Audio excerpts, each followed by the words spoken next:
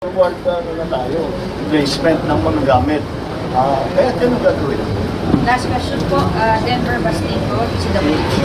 Yes, good morning po, Mr. President.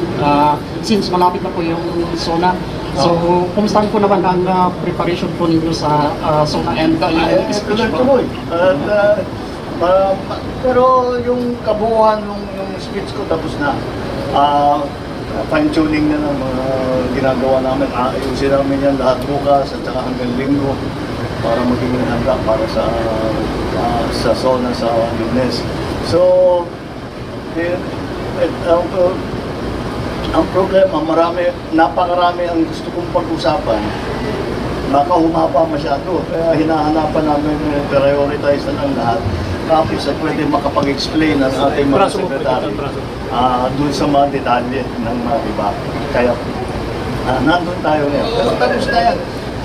Sinusubukan lang namin na tiyakin na maganda na yung lengguwahe, na maayos lahat ng nais namin pag-usapan ay nandun. At meron tayong maipapakita sa taong bayan na may nagawa sa nakaraan dito sa isang taon. Thank you, Mr. President. Thank you.